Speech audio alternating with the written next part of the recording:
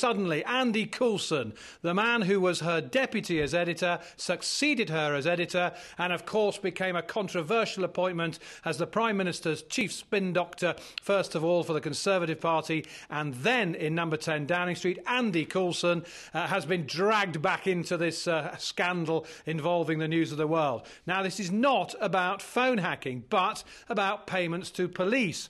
Vanity Fair says that Mr Coulson, who was editor of the News of the World from 2003 to 2006, condoned, in their words, payments from members of his staff at the News of the World to Scotland Yard, according to emails the company has handed over to police. Now, back in 2003, at a now famous hearing in front of the Culture, Media and Sport Select Committee, asked by Chris Bryant, by coincidence, the MP who will tomorrow stage an emergency debate in the Commons, Rebecca Wade admitted that News of the World had made payments to the police.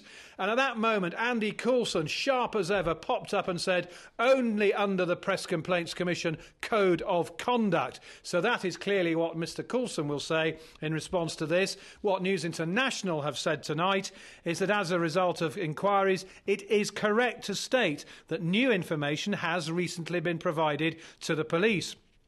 As News International and News Group newspapers have reiterated many times, full and continuing cooperation has been provided to the police since the current investigation started in January 2011. Well understood arrangements are in place to ensure that any material of importance to which they are entitled is provided to them. We cannot comment any further due to ongoing investigations. Now, when Rebecca Wade, as she was then, now Rebecca Brooks, made that statement, that very controversial statement to MPs about paying police, and Mr Coulson rather corrected her.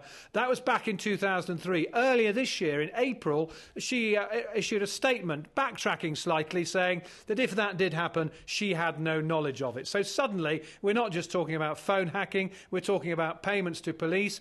Those opponents of News International, those critics who are out for blood in the emergency Commons debate tomorrow, no doubt including Chris Bryant MP, will say this just shows their evidence of collusion between the News International and the Metropolitan Police.